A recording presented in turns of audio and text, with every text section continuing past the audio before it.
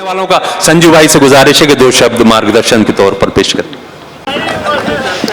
बड़ी मुश्किल में डालते हैं मारूफ भाई भी। ये जो प्रथम पंक्ति में बैठे हैं, ये तो ऊपर वाले की कृपा से कुछ विशेष उपलब्धि लेके ही जन्म लिए लोग हैं। इनके सामने बोलना भी बड़ा कठिन है, मुश्किल भी है। क्या पता गलती से कौन सा शब्द निकल जाए और मेरे बाद किसी शायर का नंबर लग जाए।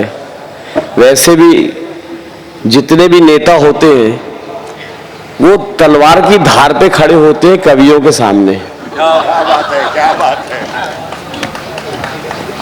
और हम तो सवेरे 7 बजे से चल रहे हैं। ये तो बाबा का करम है कि 2:45 बजे भी कहलवाने योग्य रखे हुए हैं, वरना तो गले से आवाज नहीं निकलना चाहिए थे अभी तक। मारूफ भाई अभी जब मुझे बुला रहे थे और संचालन कर रहे थे तो मुझे मारूफ भाई का एक वाक्य याद आ गया। 1990-91 की बात होगी, 92, यानी लगभग 26 साल पहले। 26 साल पहले हम दरगाह पे आए और जितनी सोच हो सकती एक नौजवान बालक की, उस सोच के अनुसार हम अपनी भावनाओं को व्यक्त कर रहे थे बाबा के सामने आंख बंद करके। पीठ पे हाथ थपथपाए मारूफ भाई और बोलते, क्या कर रहे हो? मैंने कहा दुआ मांग रहा हूं कि आप अपने सरपरस्ती में मुझे रख लें। मेरे जीवन को मैं आपके सुपुर्द कर रहा हूं। सिर्फ इतना काम करना बाबा कि मेरे हाथ से जो भी कोई काम हो वो शुभ ही हो, वो गरीब के फायदे का, हित का ही हो। बोले मांगो मत। मैं इसीलिए तुमको थपथपाया, उठाया कि हजरत इस शाह बाबा से कुछ मांगना नहीं है। तुम तो उनके बालक हो, उनके पुत्र हो, तुमको तो पूरा अधिकार है। तुम इनसे लड़ के लेना, और वो दिन और आज का दिन है कि जब भी मैं कभी यहां से निकलता हूं, गुजरता हूं, जाता हूं कहीं और कभी कुछ मांगने की नौबत आती तो मांगता नहीं हूं, बोल देता हूं कि बेटा बना है आपका तो देना ही पड़ेगा आपको। मैं तो लेने आया हूं, मैं मांगने नहीं आया हूं। और उस दिन से जिद ठान के निकलता हूं जब भी यहां से आता हूं कि करना पड़ेगा बाबा आपको। और दूसरी बात, चूंकि हम कटनी में जन्म लिए, जन्म स्थान भले ही जबलपुर रहा हो, लेकिन जन्म के बाद तो सीधे यहां आ गए होंगे हॉस्पिटल से, और होश संभालने से लेके आज तक यही थे। और ये भी सत्य है कि जब भी कभी घर से निकले तो पहले ही जो सफर हमने पहला तय किया होगा वो जबलपुर तरफ ही किया था। और जब जब भी हम यहां से निकले अपने आप को बाबा के सुपुर्द करते हुए निकले कि जैसे जा रहा हूं घर से वैसे ही लौटा के ले आना। कटनी से अमेरिका चला गया, कटनी से लंदन चला गया, कटनी से विश्व के कितने देश चला गया, और जाते समय बाबा को बोल के गया कि बाबा मैं जा रहा हूं और मुझे सुरक्षित वापस ले आना। और आज मैं 47 साल बाद भी सुरक्षित खड़ा हूं, तो कहीं ना कहीं बाबा का ही रहमो करम है। कमेटी की बात आई, बहुत से लोगों का सुझाव आया कि कुछ और बेहतरी के लिए नौजवान पीढ़ी को आगे लाना चाहिए। और आज आप प्रदेश सरकार में मंत्री हैं तो कमेटी नई बनाइए, नौजवानों को मौका दीजिए। थोड़ा सा मुझे रिस्क लगा, लेकिन भरोसा था तनवीर के ऊपर, क्योंकि तनवीर यानी तन्नू भाईजान, इनके पूज्य पिताजी आजाद भाईजान, मेरे पैदा होने के पहले से, आज आप सबको बताना चाहूंगा ये बात, मेरे जन्म के भी 30 साल पहले से हमारे पाठक वार्ड में, कटनी में पाठक वार्ड है, यहां रामलीला का मंचन होता है।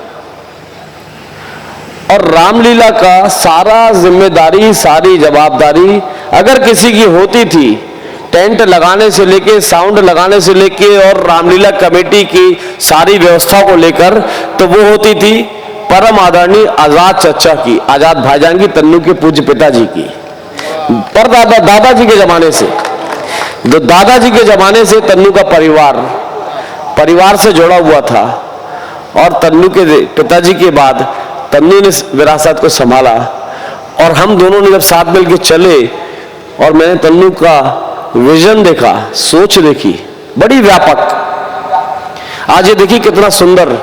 मैं समझता हूं कि हजरत शाह बाबा के इस दरबार में आने वाले जितने भी लोग होंगे, आप शायद संभवतः पहले भी आए होंगे कभी, लेकिन ऐसी व्यवस्था पिछले 70-75 वर्षों में पहली बार हुई होगी, पहली बार हुई। और सभी के लिए सब इससे बेहतर कुछ उम्दा इंतजाम हो ही नहीं सकता।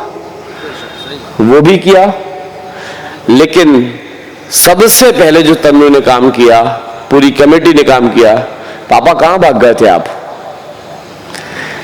जो एक मेरे मन का, मेरे दिल दिमाग का, मेरी अंतरात्मा की एक आवाज थी, वो उसको इनने पूरा किया